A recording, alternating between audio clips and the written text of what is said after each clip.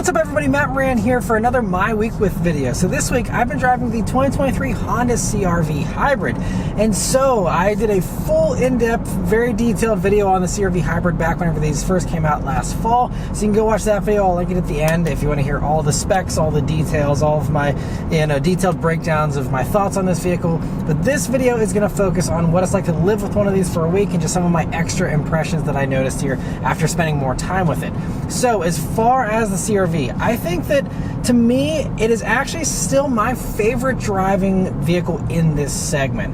I love, even though the steering is a little heavy, and if you are someone who doesn't love heavy steering and you want something that's a little more relaxed feeling, this is right up there with the Mazda CX-50 as having some of the heaviest steering in this segment. It's not great, from that average commuter kind of standpoint. I personally didn't mind it, but if you're someone who, doesn't like putting a lot of muscle into your steering, you might not love the steering setup. That's the only negative thing I can say about the driving experience.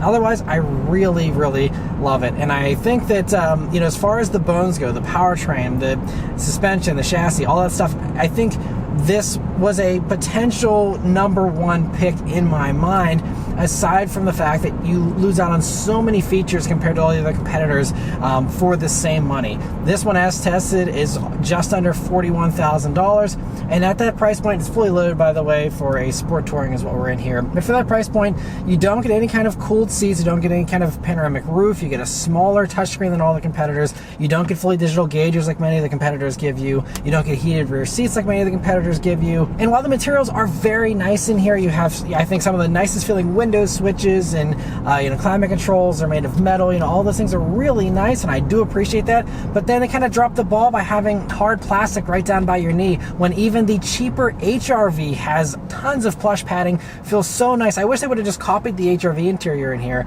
and otherwise it's honestly feels like a downgrade compared to the HR-V. And so because of the lack of stuff you get for the money, it's hard to recommend this unless you're someone who finds no issue with the lack of all those things. If you don't care about any of those things that I mentioned, and you don't mind paying the same price as all the competitors that give you those things, or you just really value the driving experience that much that you're willing to sacrifice all those things I mentioned, then great. I think, like I said, I do love the way it drives. I think powertrain-wise is one of the best out there. It also is one of the best fuel economy ones out there as well. It slightly overperforms many of the other competitors that even do offer a hybrid version. And as far as fuel economy goes, by the way, speaking of that here, so these are rated at 40 mpg in the city, 34 on the highway, and 37 combined. And in my driving here, I've put 188 miles on here this week, and it was a good mix of city and highway. I'd still say more suburban around town stuff than highway driving, but I did do more highway driving than I typically do. And regardless, anyway, my final fuel economy here, real world, is 38.6 mpg. So I'm overperforming that combined figure, and veering closer to the city side. So this is kind of what I expected, but I was really happy to see this. And before I did a lot of the highway driving, I was seeing about 40 mpg hitting that city number, even though I wasn't doing really stop and go driving. It was just lower speed kind of cruising around.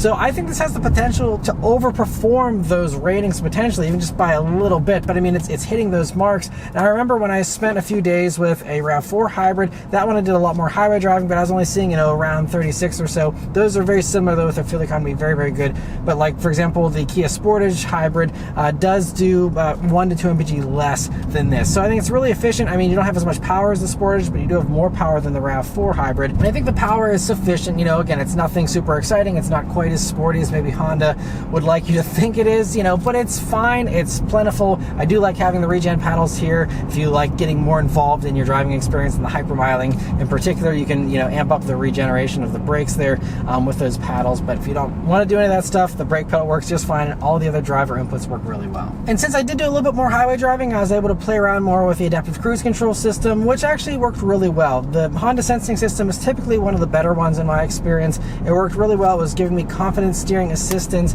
never really scared me or freaked me out. It was trustworthy in my time on the roads that I was on and all that. So your experience will vary, but for me, it worked really well. I was really happy with that. I didn't bother turning on the road departure mitigation because in my first drive, it was so just crazy overzealous with giving me warnings and trying to keep me perfectly centered in the lane all the time. I hate all that stuff. Thankfully, you can turn it off. There's no annoying warning lights if you turn it off. So you can leave it off and forget that it even exists. And then, you know, you just have the great driving experience and driving the vehicle yourself, like I think most people want to do. But it's nice they offer the assistance for those who do want it. But the other two little things I just briefly want to mention that I really appreciate are that the wireless Apple CarPlay worked flawlessly. Every single time it connected, and it connected fast. That's something you can't always say for other vehicles that this competes with, and just in the industry in general. Wireless CarPlay can be a little buggy sometimes with some other vehicles. So the fact that they do it so reliably and so well is an achievement in my opinion, and so I just wanted to give them kudos for that. And another thing that I really loved, they really thought through well, was the rear doors.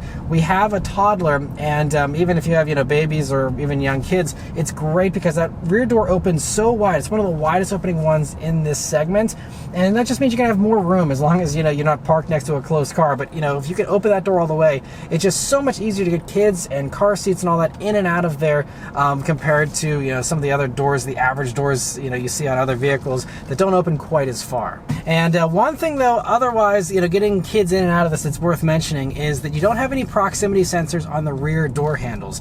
So what that means is, you know, these are all keyless access, which is great, but you got to grab the passenger front door handle first, and that'll unlock that side, and then you can get into those rear doors there.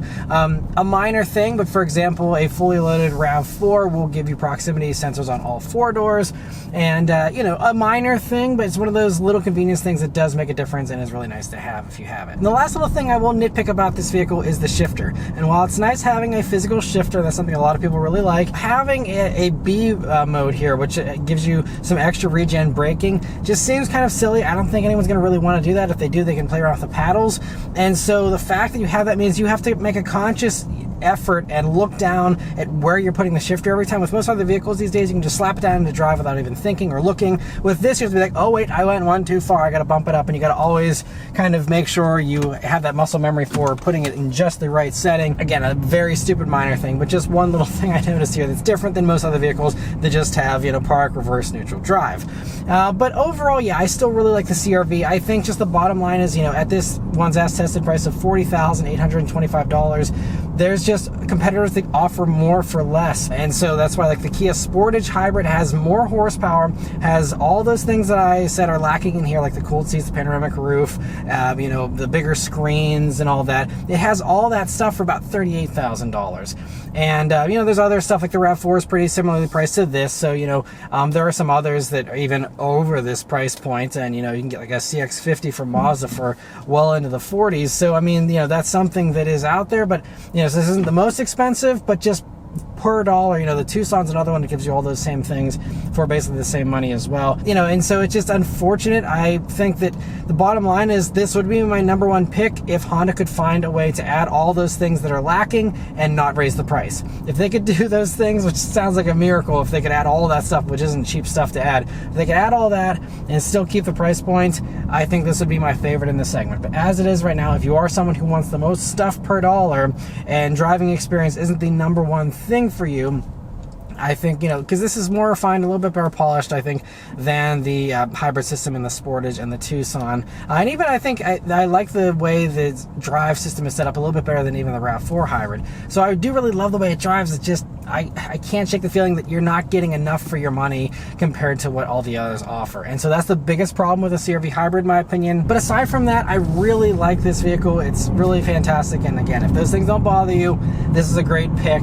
And if you're going for the lower end of the segment where you don't, you know, have all those things in any of the competitors either, then this could, you know, make a lot of sense. And I do love the CR-V. And so maybe that's the answer, is go for the lower trim so you don't feel like you're missing out on stuff for your money. But overall, still a great vehicle nonetheless. So anyway, that's all of my thoughts here on the CR-V hybrid. Let me know your thoughts on it in the comments below. Just thanks to Honda for providing me here with this vehicle to review for you guys today. And thank you all very much for watching. Leave a like and subscribe to keep these videos coming. And I'll see you guys in the next one. Take care.